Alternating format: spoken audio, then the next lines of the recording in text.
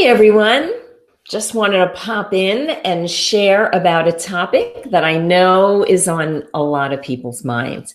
So, one of the questions we get asked all the time on our webinar trainings is, Sheri, it seems like your webinar is focused on people who are coaches. And I'm not a coach. I don't have anything that I teach. So, how can I possibly do retreats? And granted, that is a really excellent question. But I mean, obviously, retreats tend to be geared more when we talk about them to people who are specifically teaching something, but that does not necessarily have to be the case. So let's talk a little bit about this. If you're not teaching something per se, if you're not a coach or an author or some sort of facilitator, let's say like a yoga teacher, you might be thinking, well, gosh, I really feel like, the universe is telling me I need to do this, but I don't know how because I don't have something to teach. And I would say that I beg to differ with that because everyone has special things that they really enjoy and that they're passionate about.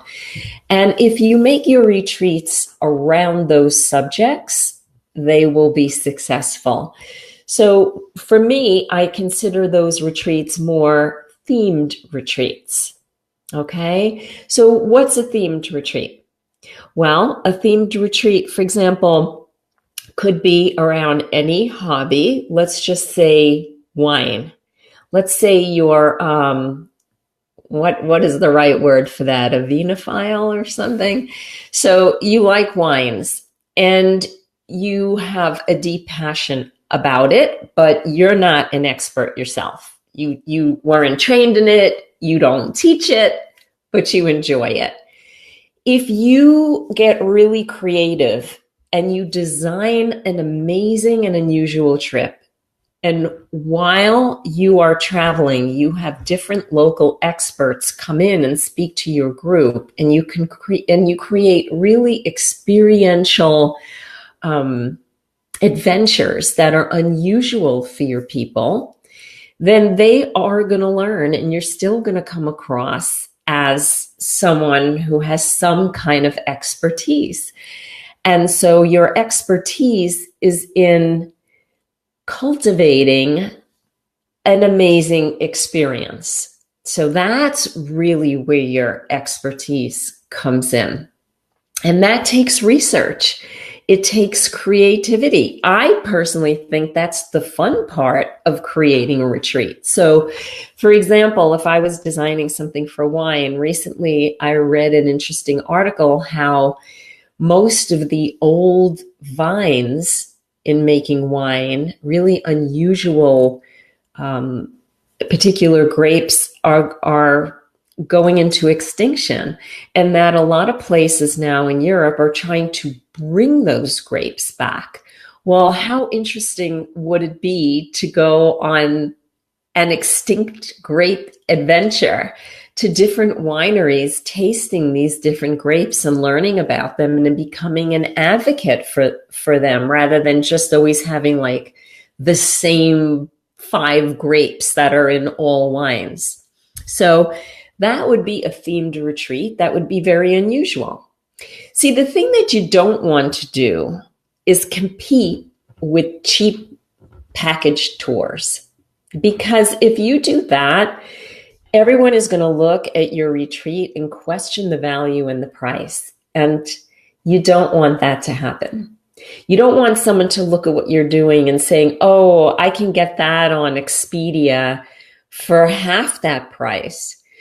Because if you're including all your expenses and the experts, you need to be paid for that. And you need to price your retreat properly. And that's one of the things we teach in our Retreat Blueprint program, as well as our Retreats Made Easy program. It's really about really educating yourself about how to structure those types of unforgettable, experiential, transformational retreats.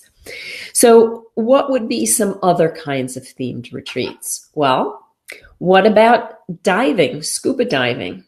If you did something, now there's plenty of scuba diving trips, but to do something really creative and unusual, that would be really great. A knitting retreat, that's also a themed retreat.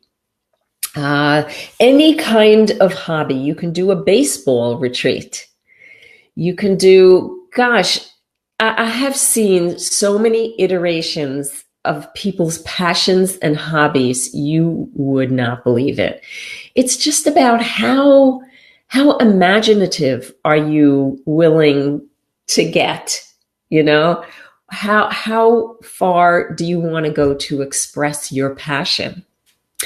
So again, the key is to do something really outstanding and original. What most people do when they create retreats is they do things that are very ho-hum. And we see this most commonly in yoga retreats.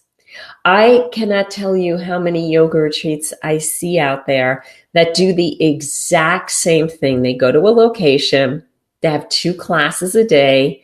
In the afternoon, people have free time. Maybe there's an activity or 2, and that's it.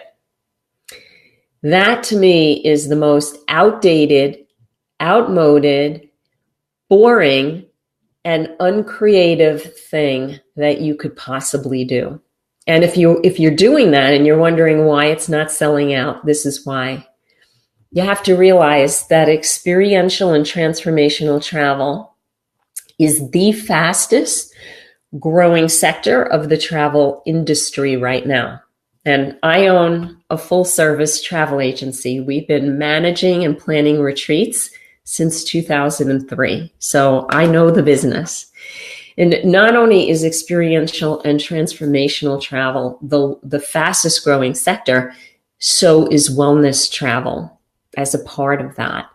So people don't want to just look at something. They don't want to do something common. They want bragging rights.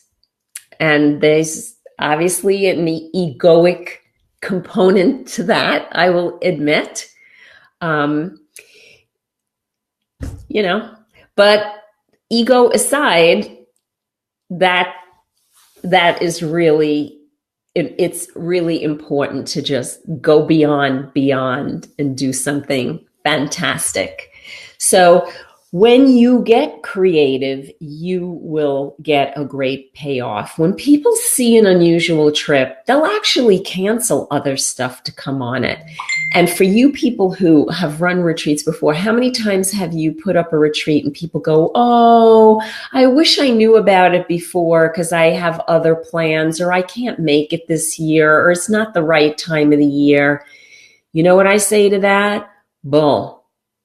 If you are offering something that someone wants to come, they will move mountains to make that happen. And if they're not moving mountains, it's because you are serving boiled chicken.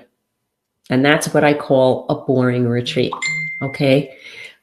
Yeah, boiled chicken. No one likes boiled chicken. It's like, really boring.